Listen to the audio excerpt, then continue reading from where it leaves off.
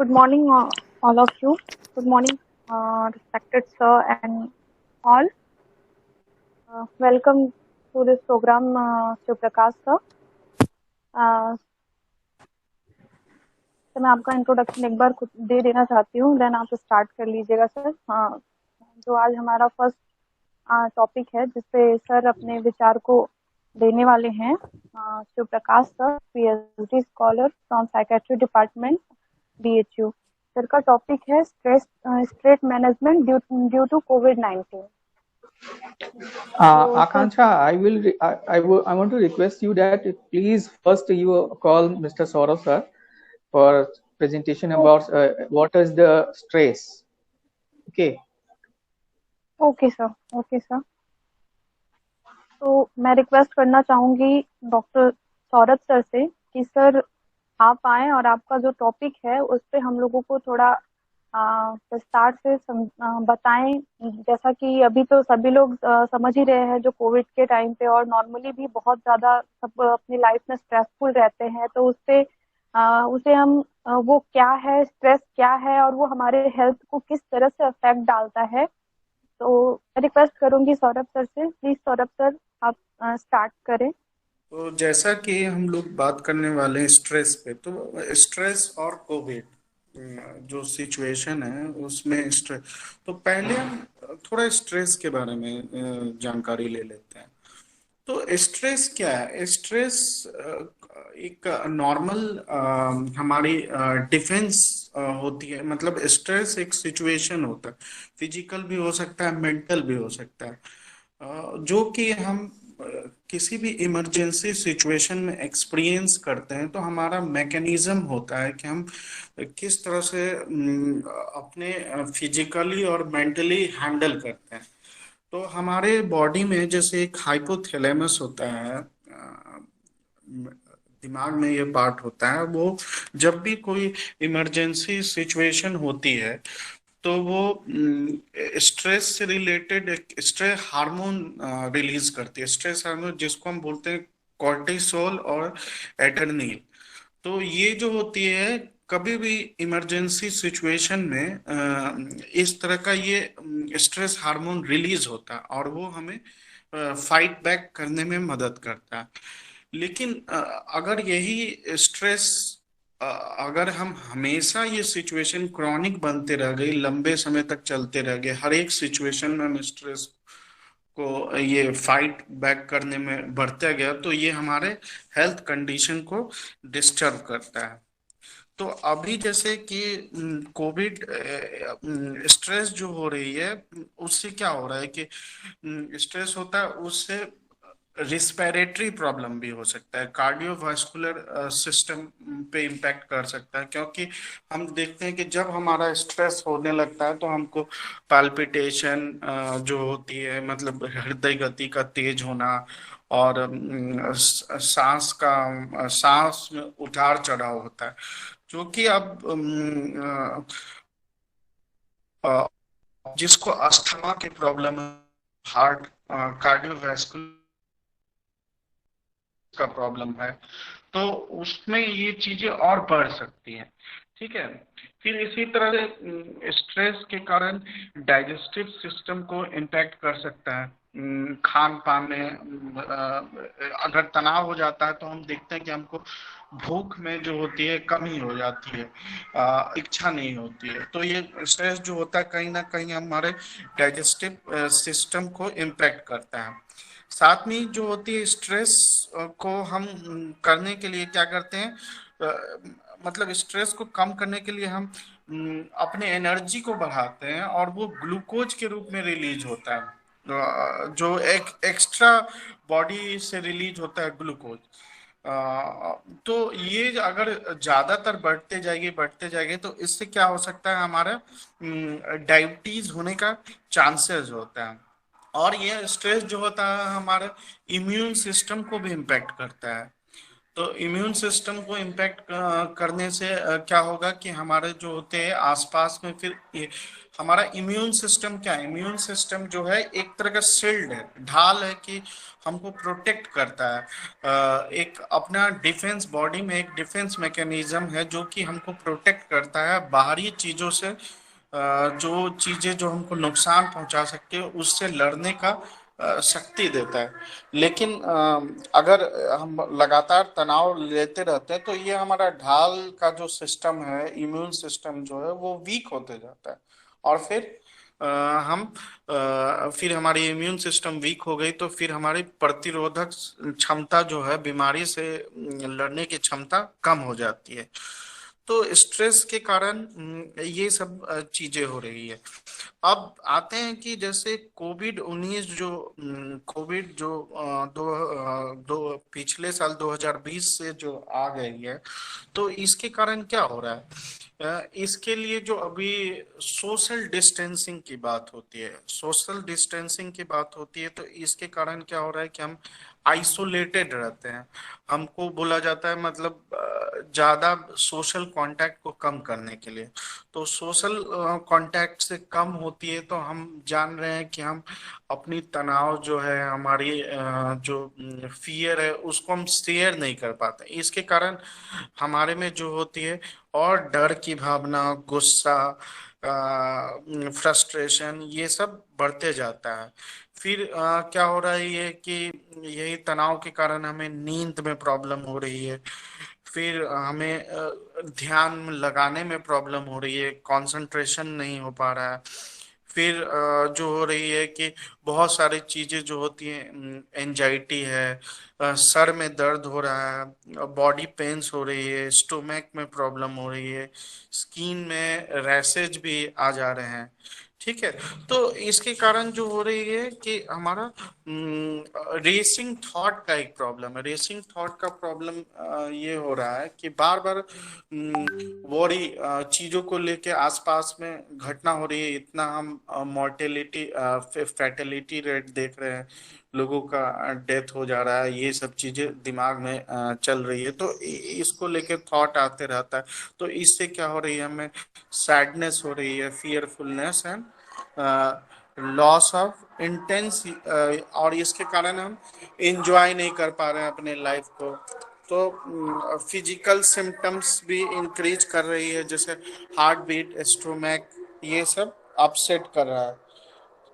तो अब ये चीज होती है कि ये बॉडी, मतलब ये सब किस चीजों के, ये सिर्फ स्ट्रेस के कारण हो रहा है।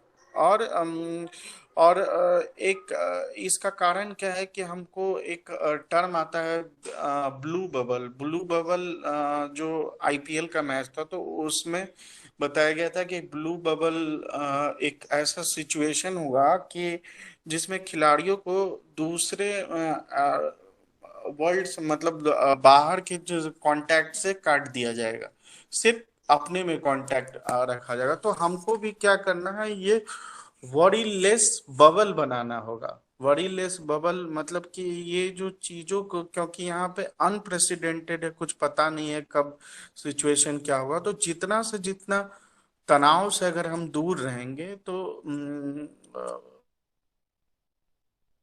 हम स्ट्रेस को कम करते हैं। अब आगे स्ट्रेस मैनेजमेंट के लिए शिव प्रकाश सर बताएंगे। Thank you Saurabh sir. मेरा नाम मैं बताना चाहूँगा, मेरा नाम शिव प्रकाश है। मैं department of psychiatry IMS BHU से पीएचडी कर रहा हूँ। और वहाँ पे जो हमारा टॉपिक है हेल्थ और साइकोलॉजिकल जो प्रॉब्लम्स हो रही है, तो बेसिकली हम लोग मेंटल हेल्थ पे स्टडी कर रहे हैं। इसके साथ ही साथ अभी हम लोगों ने मेरे और कुछ साथियों ने मिल करके हमने एक संस्था डेवलप की है जिसका नाम है हेल्थ सोसाइटी, जिसका पूरा नाम हम लोग रखे हैं healthy imbalanced hatred positive society. तो ये एक चैरिटेबल ट्रस्ट है जिसके थ्रू हम लोग विभिन्न प्रकार के कार्यक्रम कराते हैं, जिसमें से अभी हम लोगों ने एडोलसेंट हेल्थ क्लिनिक के साथ ये कंबाइंड होकर के ये हम लोगों ने ये आज प्रो इवेंट ऑर्गेनाइज करने का डिसीजन लिया था। तो इसमें जो पार्टिसिपेंट है मैं आप सभी का इसमें वेलकम करता हूं। और इसमें आप सभी को कुछ ऐसी बातें बताई जा रही हैं जो कि अभी बहुत जरूरी है। जैसा कि अभी सौरभ साहब ने बताया कि वो स्ट्रेस जो बहुत ही गंभीर विषय है, जो हमारे इम्यून फंक्शन को अफेक्ट कर रहा है। तो आज मैं इसी विषय पे आगे कंटिन्यू करूंगा कि how to manage our stress in our day to day life. कैसे हम अपने जीवन में तनाव का प्रबंधन कर सकते हैं, और जिसके द्वारा हम लोग अपनी समस्याओं और जो जीवन को और अच्छा बनाने का कोशिश कर सकते हैं। तो जैसे सौरभ सर ने बताया कि जो तनाव है वो एक ऐसी प्रक्रिया है, वो हमारे बॉडी का ही एक बॉडी का रिस्पॉन्स है किसी पर्टिकुलर सिचुएशन के लिए। जैसे सपोज करिए कोई प्रॉब्लमेटिक इवेंट स्टार्ट होता है, जैसे फॉर एग्जांपल अभी कोविड-19 एक जो बड़ा इश्यू है, और इस दौरान हम लोग विभिन्न प्रकार के स्ट्रेसफुल सिचुएशन से फेस कर रहे हैं। तो in during this situations when we are going to face all these problems, and in उस प्रॉब्लम के फेस करने के दौरान जो हमारा माइंड और बॉडी जो उस दौरान फेस करता है, फील करता है, वही स्ट्रेस है। फॉर एग्जाम्पल आपका एक देखेंगे, हर किसी का एक देखेंगे कुछ ना कुछ साइकोलॉजिकल डिमांड्स होता है, फिजियोलॉजिकल डिमांड्स होते हैं। जैसे भूख, एक अपने आप जब भूख लगती है तो हमको बस किसी तरीके से कुछ खाने को चाहिए। अगर जब वो खाना नहीं मिलता है तो उस समय जो हम लोग फील करते हैं, जो महसूस करते हैं, वो एक्चुअली बहुत स्ट्रेस ही होता है। वो उस समय फिजिकल स्ट्रेस होता है। लेकिन जब कभी हम लोग की कुछ इच्छाएं होती हैं और वो जब पूरी नहीं हो पाती हैं, और उस दौरान जब हम लोग फेस कर रहे हो, तो वो कहीं ना कहीं वो भी स्ट्रेस होता है, वो क्योंकि साइकोलॉजिकल स्ट्रेस होता है।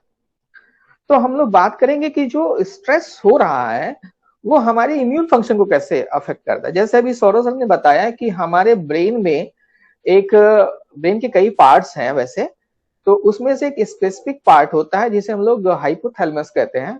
वो क्या करता है, कुछ हमारे बॉडी के ऐसे फंक्शन को कंट्रोल करने की कोशिश करता है जो कि हमारे defence mechanism, psychological defence mechanism, immune function, ठीक है।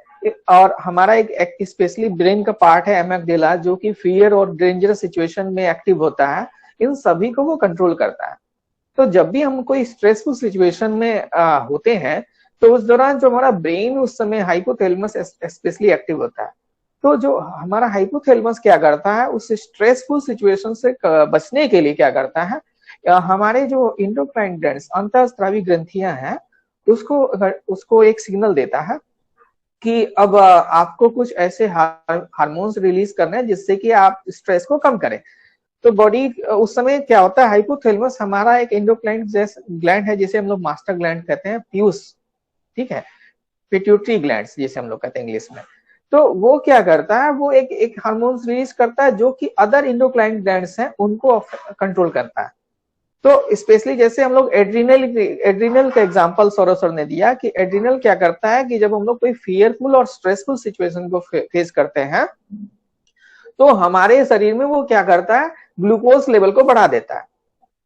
एड्रिनलिन से एड्रिनलिन एक करके हार्मोन्स रिलीज होता है जो हमारे बॉडी में ग्लूकोज के लेवल को बढ़ाता है, और ग्लूकोज लेवल बढ़ता है, इसके साथ साथ हमारा जो बॉडी का जो हार्ट बीट है, रेस्पिरेशन है, ये सारा चीज भी उससे अफेक्टेड होता है। देखेंगे जब भी आप फियरफुल सिचुएशन में होते हैं तो आपका हार्ट बीट बढ़ जाता है और रेस्पिरेशन भी बढ़ जाता है। या स्ट्रेसफुल सिचुएशन में भी आपने देखा होगा कि हार्ट बीट बढ़ता है, स्ट्रेसफुल आपका रेस्पिरेशन भी बढ़ता है, इसके साथ आप देखेंगे स्वेटिंग आने लगती है। और साइकोलॉजिकल प्रॉब्लम में अगर हम लोग देखेंगे तो इस समय हम लोग को कॉग्निशन कहीं ना कहीं ज्यादा अफेक्ट होता है, हम लोग की डिसीजन मेकिंग उस समय अफेक्टेड होती है। इसके साथ साथ अगर आप देखेंगे कि हमारा जो एंडोक्राइन ग्लैंड्स है वो हमारे कुछ इम्यून फंक्शन को भी डायरेक्टली अफेक्ट करता है। जो भी जैसे आप जानते होंगे कि इम्यून फंक्शन एक ऐसा फंक्शन है जो कि हमें किसी पर्टिकुलर डिजीज या वायरस बैक्टीरिया से बचने में मदद करता है।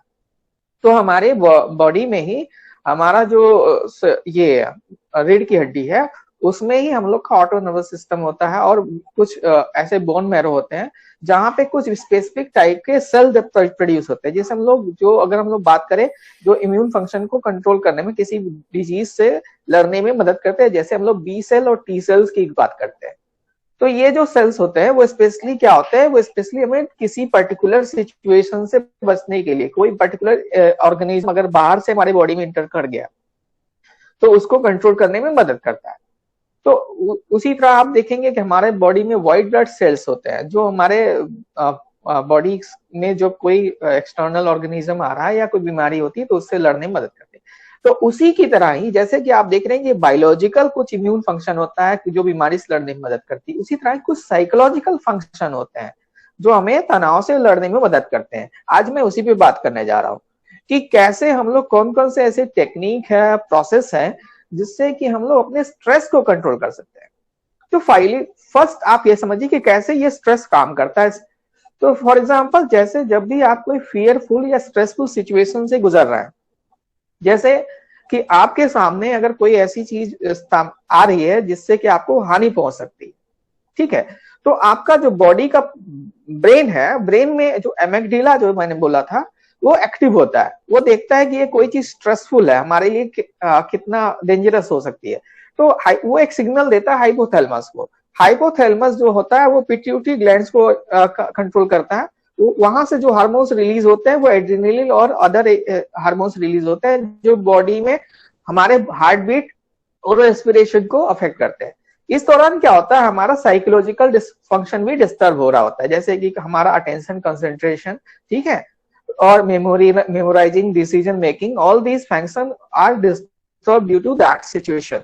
सो अब हम लोग क्या करता है, हमारा बॉडी जैसे इम्यून फंक्शन उस समय काम कर रहा होता है, उसी तरह हमारा साइकोलॉजिकल में डिफेंस मैकेनिज्म वर्क करता है। तो कुछ डिफेंस मैकेनिज्म है जो हमें स्ट्रेसफुल सिचुएशन से बचने में मदद करते हैं। उसी तरह ही कुछ स्ट्रेसफुल टेक्निक्स होती है जो हम लोग डे टू डे लाइफ में यूज कर रहे होते हैं। फॉर एग्जाम्पल आप देखेंगे जब आप कोई गर्म चीज को हाथ से छूते हैं तो आप तुरंत हाथ हटा लेते हैं, तो वो क्या हुआ, वो आपका रिस्पॉन्स हुआ उस पर्टिकुलर सिचुएशन के लिए। तो स्ट्रेस के सिचुएशन में भी आप इसी तरह कुछ न कुछ एक्टिविटी कर रहे होते हैं। जैसे कुछ बैड हैबिट्स होती है, एग्जांपल आप देखेंगे कुछ लोगों को जब स्ट्रेस होता है तो जाके स्मोकिंग करने लगते हैं। तो ये स्मोकिंग जो हम लोग जो कर रहे हैं वो एक्चुअली वो है क्या, वो टेक्निक ही है स्ट्रेस रिलीज होने का, लेकिन वो बैड टेक्निक है जिससे क्या होता है फर्दर हमें फ्यूचर में देखेंगे उससे डिफरेंट टाइप से प्रॉब्लम्स होने लगते हैं। इसी तरह हम लोग देखेंगे कुछ ऐसे टेक्निक यूज कर रहे हैं जो अच्छी भी टेक्निक है। जैसे एग्जांपल देखेंगे कोई अगर स्ट्रेसफुल होता है या अपसेट होता है तो आप देखेंगे कि कोई म्यूजिक सुनने लगते हैं, कोई कार्टून वीडियो देखने लगते हैं, तो वो एक पॉजिटिव टेक्निक है जिससे हम लोग स्ट्रेस को कंट्रोल कर सकते हैं। तो हम लोग अपने डे टू डे लाइफ में पहले हम लोगों को ये जानना चाहिए कि हम लोग किस टाइप का स्ट्रेस फेस कर रहे हैं। फॉर एग्जाम्पल आप इस सिचुएशन में जो भी स्ट्रेसर आप देख रहे हैं, जो जो ऐसी चीजें हैं जो हमें स्ट्रेस पहुंचा रही है, पहले हम उन सब चीजों को रिकॉग्नाइज करेंगे और नोट डाउन करेंगे। ये टेक्निक नंबर 1 है कि हम लोग क्या करेंगे, पहले वो चीजों को नोट करेंगे जिससे हम लोगों को स्ट्रेस हो रहा है। तो उससे फायदा ये होगा कि जब भी आप वो पर्टिकुलर टाइप का स्ट्रेस डेवलप होगा तो आप एक पर्टिकुलर टाइप का डिफेंस मैकेनिज्म और उसके साथ साथ स्ट्रेस मैनेजमेंट टेक्निक यूज करेंगे। तो ये मेरा पहला एग्जांपल आपको मैंने कहा कि आप पहले उस जो भी प्रॉब्लम फेस कर रहे हैं, स्ट्रेस से फेस कर रहे हैं, तो उसमें जो स्ट्रेसर्स होते हैं, जो उस तनाव के कारण होते हैं, उनको हम लोग नोट करेंगे, जानकारी लेंगे कि हमको इस चीज से ज्यादा प्रॉब्लम होती है। अब इससे फायदा होगा कि आप उससे वो पर्टिकुलर टाइप का टेक्निक यूज कर पाएंगे जब उस पर्टिकुलर प्रॉब्लम के लिए। तो जैसे आप लोग कोपिंग मैकेनिज्म एक टर्म यूज करते हैं, कोपिंग मैकेनिज्म स्पेशली क्या होता है, स्ट्रेस मैनेजमेंट से थोड़ा सा अलग होता है। कोपिंग मैकेनिज्म जैसे मैंने एक एग्जांपल दिया कि आप पर्टिकुलर टाइप का एक हैबिट डेवलप करते हैं, ठीक है। जैसे आप लोग देखते हैं कि जब हम लोग अपसेट होते हैं तो हम लोग किसी फ्रेंड से बात करते हैं और वहां पे हम लोग अपनी चीजें शेयर करते हैं, तो वो एक कोपिंग मैकेनिज्म है, ठीक है। उस पर्टिकुलर टाइम में आप जाके शेयर करते हैं तो उस समय क्या होता है, आपका जो प्रॉब्लम होता है वो शेयर करने से क्या होता है, आपका बॉडी थोड़ा सा रिलीफ पाता है। तो ये कोपिंग मैकेनिज्म। लेकिन हम लोग स्ट्रेस मैनेजमेंट की बात भी कर रहे हैं यहाँ पे। तो स्ट्रेस मैनेजमेंट कुछ ऐसी टेक्निक्स होती है जिसके थ्रू हम लोग बॉडी में, जैसे ये मैंने कहा था, ब्रेन में जो प्रॉब्लम, ब्रेन में जो एक्टिविटी स्टार्ट होती है during the facing the stressful situation और फियरफुल सिचुएशन, उसी तरह हमारा साइकोलॉजिकल फंक्शन उस समय अफेक्टेड होता है। तो हम लोग कुछ ऐसी स्पेसिफिक टेक्निक फॉलो कर सकते हैं जिससे हम लोग उस प्रोसेस को ब्रेक डाउन कर सकते हैं जिससे कि हमको स्ट्रेस हो रहा है। तो जैसे एक एग्जांपल लेते हैं, हम लोग अगर कुछ हम लोग थेरेपी यूज करते हैं जिसमें हम लोग पहले ही बात करते हैं कॉग्निटिव बिहेवियर थेरेपी की। तो इसमें कॉग्निटिव अप्रोच ये कहता है कि हम लोग जो भी बिहेवियर कर रहा है, ठीक है, जो भी हम लोग रिस्पॉन्स कर रहे हैं, जो भी चीजें कर रहे हैं, वो कहीं ना कहीं हमारे थॉट प्रोसेस को पहले अफेक्ट करता है। पहले हम क्या करते हैं, चीजों को देखते हैं, प्रॉब्लम को देखते हैं, तो उस समय क्या होता है, स्ट्रेसर आता है और हमारे दिमाग में जो थॉट प्रोसेस उसको ट्रिक करता है। तो उस दौरान हमारे दिमाग में डिफरेंट टाइप के थॉट्स आना स्टार्ट हो सकते हैं। हो सकता है वो पॉजिटिव थॉट्स हो सकता है वो निगेटिव थॉट्स हो सकते हैं। तो जब पॉजिटिव थॉट्स आते हैं तो आपको पॉजिटिव वर्क करने के लिए मोटिवेट करते हैं, और जब निगेटिव थॉट्स आते हैं तो आपको निगेटिव वर्क करने के लिए मोटिवेट करते हैं। तो इसमें क्या होता है, हम लोग स्ट्रेस को दो टाइप में डिफाइन कर सकते हैं। एक, पॉजिटिव थॉट की जब बात करें तो वहां पे हम लोग यूस्ट्रेस की बात करते हैं। यूस्ट्रेस क्या होता है, एक पॉजिटिव टाइप का स्ट्रेस होता है जो हमें पॉजिटिव वर्क करने के लिए मोटिवेट करता है।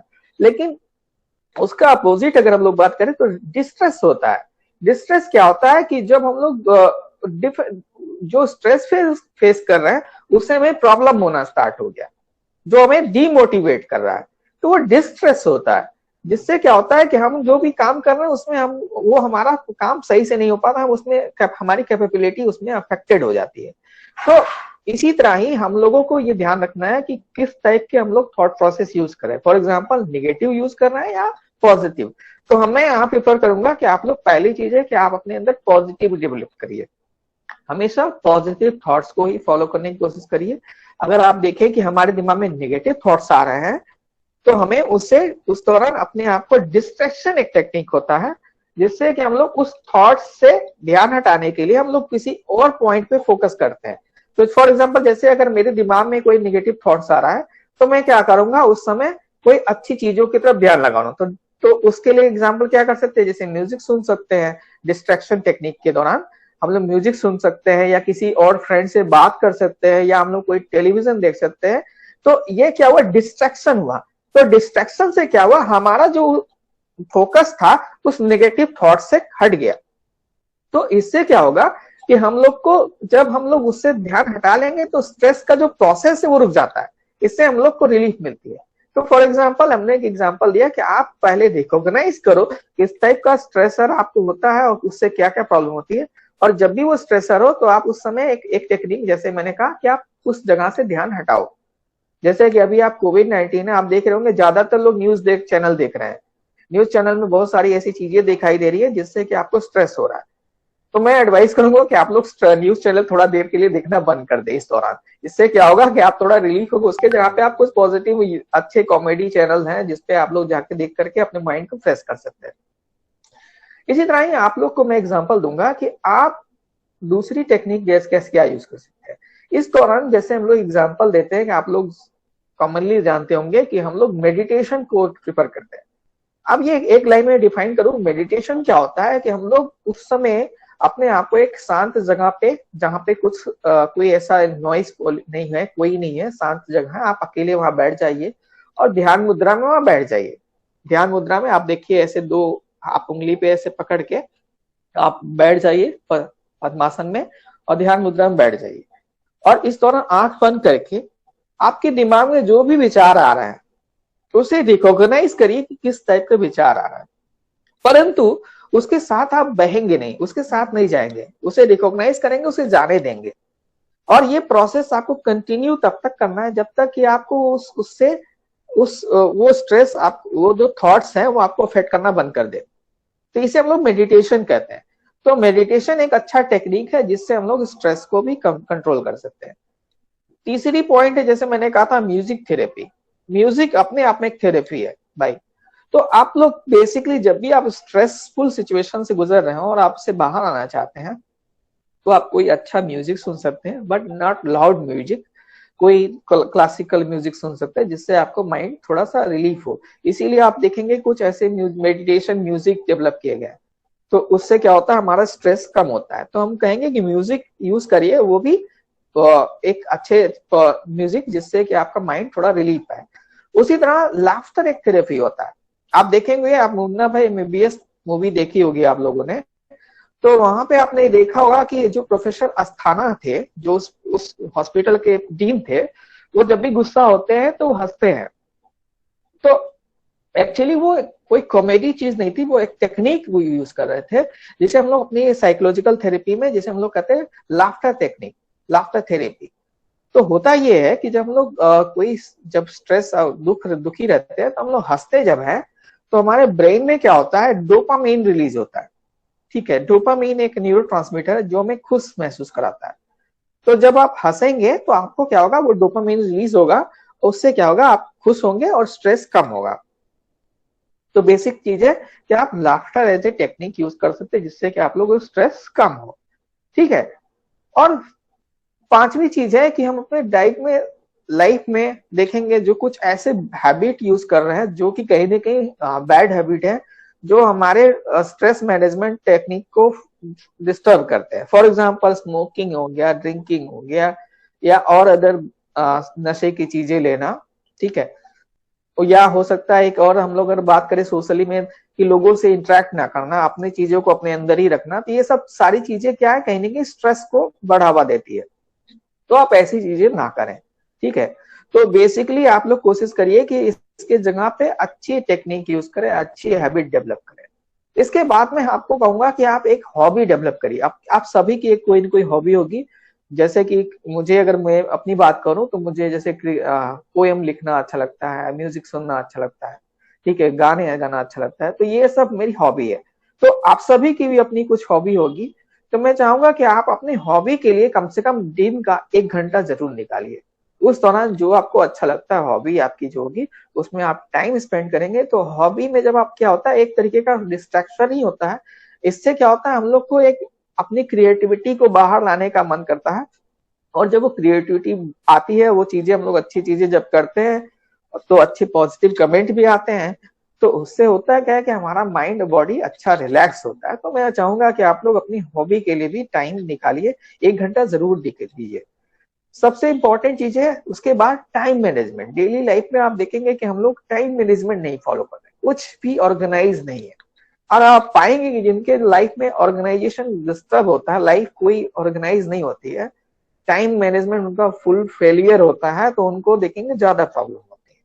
तो मैं आप सभी से, जो भी स्टूडेंट है, मैं उनसे कहूंगा कि बेसिकली कुछ टाइम मैनेजमेंट बना लीजिए अपने लिए, पढ़ाई के लिए और सभी चीजों के लिए। तो इससे होगा क्या कि आप सभी लोग कहीं ना कहीं आपको स्ट्रेस कम होगा। तो ये सारी चीजें जो कुछ ऐसी टेक्निक है जो डे टू डे लाइफ में यूज कर सकते हैं। ठीक है। इसके अलावा कुछ हम लोग थेरेपी देते हैं जो कि हम लोग अपने सेंटर पे देते हैं। हमारे साइकोलॉजिकल जो डिपार्टमेंट है वहां पे आप आएंगे तो वहां पे काउंसलिंग होता है, साइकोथेरेपी होते हैं। जैसे एडोलसेंट क्लिनिक काम कर रही है, तो वहां पे भी। साथ ही मैं चाहूंगा कि अभी हमारे साथ संजय सर ज्वाइन हो चुके हैं। वो यस सर। आपको लाइफस्टाइल मैनेजमेंट के ऊपर कुछ बताएंगे। तो मैं रिक्वेस्ट करूंगा कि प्लीज संजय सर आप आए और हमारे जो भी लोग मौजूद हैं उन्हें लाइफस्टाइल के इम्पोर्टेंस को समझाएं। Thank you. Thank you sir. Thank you Shiv Prakash sir. आपने इस टाइम में, इस कंडीशन में इतना अच्छा, मतलब स्ट्रेस मैनेजमेंट के बारे में बताया, क्योंकि हर एक इंसान को अभी तो एक ही प्रॉब्लम है, स्ट्रेस है। और बहुत सारी प्रॉब्लम्स आ रही है तो भाग के जा रहे हैं, कोविड के पीछे भाग के जा रहे हैं। तो मोस्टली देखा जाए तो लोगों में स्ट्रेस बहुत है, तो उसको आइडेंटिफाई करना बहुत इम्पोर्टेंट था। So thank you so much Saurabh sir and Shiv Prakash sir, and most welcome Sanjay sir.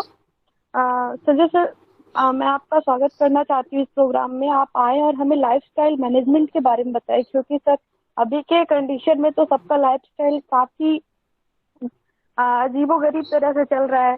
तो फिर सर, हम आपसे रिक्वेस्ट करना चाहेंगे कि आप आए और हमें कुछ बताएं कि हम लोग अपने लाइफस्टाइल को किस तरह से अच्छी तरह से जी सकते हैं। Welcome thank sir. यू आकांक्षा। सबसे पहले तो सबको वेरी गुड मॉर्निंग। और जैसा कि अभी तक सौरभ सर ने और शिव प्रकाश सर ने जितना बेहतरीन बताया कि स्ट्रेस क्या है और स्ट्रेस मैनेजमेंट कैसे होना चाहिए, तो ओवरऑल बहुत प्रैक्टिकल अगर हम लोग बात करें, देखिए कि मैं अक्सर आपसे सीधे सीधे शब्दों में 2 4 10 बातें ऐसी करनी चाहता हूँ जो आप तक इजीली कन्वे हो। और जैसा कि अभी तक सौरभ सर ने और शिवप्रकाश सर ने बहुत बेहतरीन इस चीज को बताया, उन्होंने हर एक पहलू को टच किया।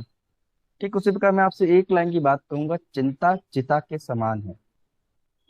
दैट मीन्स अगर आपने सोचा और किसी चीज को अपने ऊपर हावी होने दिया, तो हम वैसा ही एक ऑरा क्रिएट करते हैं, हम अपने आसपास वैसी वाइब्रेशन ले आते हैं।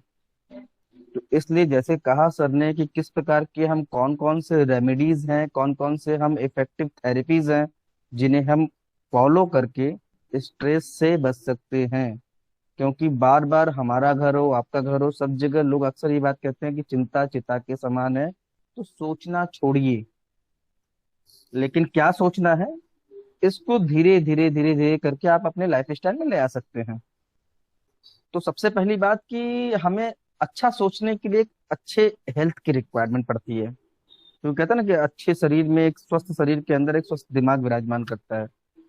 तो दिमाग हमारा एक्टिवली वर्क करे तो हमें फिजिकली स्ट्रांग होना इफेक्टिवली बहुत जरूरी है। कि हम कैसे अपनी बॉडी को, किस प्रकार से अपने डेली लाइफ स्टाइल को, हमारा रूटीन गड़बड़ ना हो। तो उससे रिलेटेड कुछ, देखिए हम आज चर्चा कर रहे हैं कोविड से रिलेटेड। तो कोविड एक पेंडेमिक के रूप में हमारे सामने आया है, और इसके बारे में अभी साइंटिस्ट कंटिन्यू इस पे रिसर्च कर रहे हैं। कभी म्यूटेंट 2, कभी म्यूटेंट 3 की बातें हो रही हैं। आंध्र प्रदेश इस वक्त किस प्रकार से इफेक्टिव है। लेकिन इस बीच में अवेयर रहते हुए हमें अपने हेल्थ और अपने मेंटल हेल्थ, इन दोनों का ख्याल कैसे रखना है, ये जिम्मेदारी हमारी खुद की बनती है। क्यों? क्योंकि हम अपनी पूरी फैमिली की जिम्मेदारी और पूरी फैमिली को किस प्रकार से केयर कर सकते हैं, ये बड़ा मैटर करता है। क्योंकि हम आज के डेट में बात करें तो कुछ चीजें जो बड़ी इफेक्टिव करती हैं, जैसे हमारा फूड, हमारे फूड में क्या न्यूट्रिशन हम यूज करते हैं, कौन सी डाइट हम लेते हैं, ginger, garlic, turmeric, black pepper, blueberry, elderberry, क्या क्या चीजें हमें हमारे औषधीय गुणों से भरपूर है। कि हमें टर्मरिक का डेली यूज करना है, गोल्डन मिल्क पीना है, जिससे हमारा हेल्थ इंप्रूव हो सके और हमें इम्यूनिटी, बार बार बात आती है इम्यूनिटी, एक सब जो सबसे ज्यादा हैम्पर हो रखा है कि इनकी इम्यूनिटी बड़ी वीक थी, जिसकी वजह से इम्यूनिटी पे इफेक्ट कहाँ से आता है, हमारी बॉडी की स्ट्रेंथ से आता है, हमारे मेंटल स्ट्रेंथ से आता है कि हमारी इम्यूनिटी कैसे स्ट्रांग हो। विटामिन सी हमें कहाँ कहाँ से मिलेगा। विटामिन सी आज के डेट में जो डॉक्टर ने सजेस्ट किया है कि हमें विटामिन सी, विटामिन डी के लिए हमें अर्ली मॉर्निंग अगर हम सूर्य की रोशनी लेते हैं तो हमें विटामिन डी का एक अच्छा डोज मिल जाएगा। विटामिन सी के लिए नींबू है, आंवला है, खट्टी चीजें इजीली मिल जाएंगी।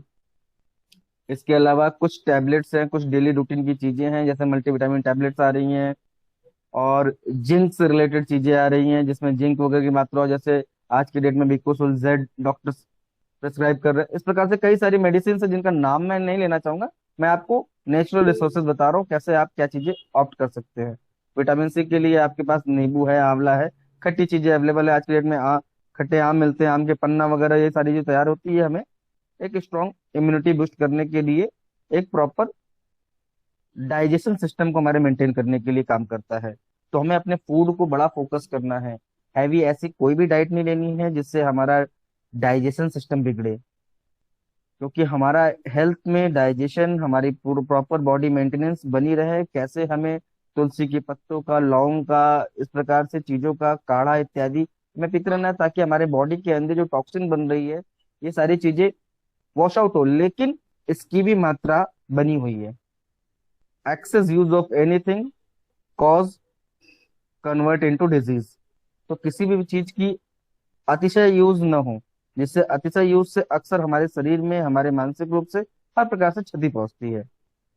दूसरे पॉइंट की ओर अगर हम बढ़े तो बात आती है हमारी बॉडी फिट और कैसे रहेगी। तो आता है सेकंड पॉइंट है एक्सरसाइज। तो एक्सरसाइज हमारी बॉडी को, हमारी बॉडी के अंदर आज के डेट में हम काम क्या कर रहे हैं अगर हम बात करें तो आज के डेट में हमारे पास काम की फिजिकल वर्क बहुत कम रह गई है। तो हमें फिजिकल वर्क के लिए, एक हेल्दी बॉडी के लिए, एक healthy body in the sense की इंटरनल हेल्थ के लिए हमें एक अच्छे एक्सरसाइज की रिक्वायरमेंट है। जैसा कि अभी शिवप्रकाश सर ने भी बोला था कि प्राणायाम है, हमें प्राणायाम वगैरह भी करना है, योगा करना है, प्लस साथ में कुछ एक्सरसाइज है जिससे हमारे फिजिकली लंग्स की कैपेसिटी बढ़े। जब भी हम कोई वर्कआउट करते हैं, चाहे स्विमिंग हो, चाहे फिजिकल एक्सरसाइज हो, चाहे हम स्किपिंग कर रहे हो, कुछ भी कर रहे हो, तो हमारे लंग्स की पंपिंग कैपेसिटी बढ़ती है, जिसके बाद फिर हमारे लंग्स को और ज्यादा वर्कआउट करने का मौका मिलता है, क्योंकि हम अपने लंग्स का यूज मिनिमम करने लगते हैं as per hour daily life style. तो हमें एक्सरसाइज को अपने डेली रूटीन का एक हिस्सा बनाना है। It should be started by 10 minutes only. अगर आप सिर्फ 10 मिनट का भी हिस्सा देना शुरू करते हैं, then after 10 minutes you will increase according to your choices. आप धीरे धीरे धीरे धीरे इसको बढ़ाते हैं। इसके लिए डेली एक्सरसाइज में हमें कौन कौन से एक्सरसाइज करने हैं उसका प्रॉपर सजेशन भी आपको मिलता रहेगा, लेकिन पहले आप इस चीज को शुरू कीजिए। तीसरी अगर हम बात करें तो आज के डेट में हमारी चीजें कहाँ कहाँ से इफेक्टिव हो रही हैं। तो जैसा कि अभी सब लोग अक्सर चर्चा करते हैं, दो बड़े बैड हैबिट्स सामने आते हैं। एक है अल्कोहल और दूसरा है स्मोकिंग। अल्कोहल अल्कोहल का फिजिकली साइड इफेक्ट से जाने से पहले हम आते हैं कि बाकी और आज की डेट में सबसे बड़ा क्या है। पूरी फैमिली घर पे रहती है। अल्कोहलिक जो भी होंगे, अगर वो अल्कोहल ड्रिंक करते हैं तो कई प्रकार की वायलेंस क्रिएट होने के चांसेस दिखाई देने लगते हैं। Violence against children, violence against your partner, violence against your social norms, सारी चीजें हैं। और प्लस दूसरा सबसे बड़ी प्रॉब्लम क्या होती है कि हमारे जो अपकमिंग जनरेशन होती है वो हमारे इस बैड हैबिट को देखती है, तो they also being affected by that, कि वो भी कब उस चीज को ऑप्ट करने के लिए अपने मेंटल लेवल को धीरे धीरे धीरे धीरे देखने लगेंगे कि अच्छा, हमारे अंकल, हमारे पापा या हमारे दादा, ग्रैंडफादर जो भी हो, वट एवर और हुम एवर। एक ये इफेक्ट। दूसरा, हमारा फिजिकल स्ट्रेंथ कमजोर होने लगता है। और जब हमारा फिजिकल स्ट्रेंथ कमजोर होने लगता है तो हमारे बॉडी पे होने वाले इफेक्ट को सबसे जल्दी इफेक्ट पहुंच सकता है, चाहे कोई भी डिजीज हो। कोरोना तो आज आया है, लेकिन कोरोना से पहले भी कई सारे डिजीज कहाँ हैम्पर करते हैं। एक कमजोर शरीर को पाते ही कोई भी व्यक्ति अपने से कमजोर के ऊपर कोई भी एक्टिवली उस पर प्रेशर करने लगता है। तो ठीक इसी प्रकार से अल्कोहल से हम इंटरनली वीक होने लगते हैं। सेकंड पॉइंट की ओर बढ़े अगर, तो स्मोकिंग। स्मोकिंग आज के डेट में बहुत ज्यादा आपके लिए प्रॉब्लमेटिक चीज है, क्योंकि ये आपके रेस्पिरेटरी सिस्टम को सबसे ज्यादा इफेक्टिव डाल करता है। डेट्रीमेंटल इफेक्ट पड़ते हैं इसके, जिससे कि आपको पता भी नहीं चलता है। और आप धीरे धीरे धीरे, होता क्या है कि इस दौरान में हमारी अगर किसी भी चीज की बैड हैबिट है तो वो बैड हैबिट में number of bad habits increase होने लगते हैं, क्योंकि हमारे पास स्पेयर ऑफ टाइम एक्स्ट्रा होते हैं। We don't know where we have to use that particular time. इसलिए हमें समय का सदुपयोग कैसे, कहाँ, किस तरीके से करना है, तो अगर उसको हम फिजिकल एक्टिविटीज में डाल दें, बच्चों के साथ डाल दें, फैमिली के साथ कहाँ कौन सी चीजें देखने में, किस प्रकार से अगर हम डाल दें ताकि हमारा मानसिक रूप से और हमारा ध्यान उस ओर जाए ही ना, कि हम बैड ऑप्शंस इस्तेमाल करके अपने आप को रिलैक्स और रिलीज करें। There is some good habits. तो हमें इन दोनों चीजों को रिड्यूस, जिनकी आदतों में है उनको रिड्यूस करना है। एंड किस प्रकार से हम अपने आप को सेव रख सकते हैं, क्योंकि हमारे नेक्स्ट जनरेशन सब देख रही है। अब आप खुद सोच लीजिए कि कैसे आपको क्या करना है। और उसके बाद फिर आती है एक बड़ी प्रॉब्लम जो आज के डेट में आती है, जिसकी वजह से हमारा फिजिकल रूटीन, फिजिकल हेल्थ बहुत इफेक्टिव होता है। वह है दो चीजें। एक हमारा स्क्रीन टाइम, दूसरा हमारा स्लीपिंग टाइम। स्क्रीन टाइम क्या, आज के डेट में सारी चीजें ऑन स्क्रीन चल रही है। हमारी मीटिंग स्क्रीन पे चल रही है, बच्चों की स्कूलिंग स्क्रीन पे चल रही है। तो स्क्रीन टाइम पे ज्यादा टाइम स्पेंड करते करते करते करते भी हम अपने आप को आइसोलेट कर लेते हैं। कई बार चीजें हम अपने साथ शेयर ना करके हम कहीं और ही दुनिया में बिजी हो जाते हैं। दूसरा, बहुत ज्यादा देर स्क्रीन पे टाइम देने के बाद हेडेक, आंखों में दर्द, टेंशन, इस प्रकार की कई सारी चीजें बढ़ने लगती हैं।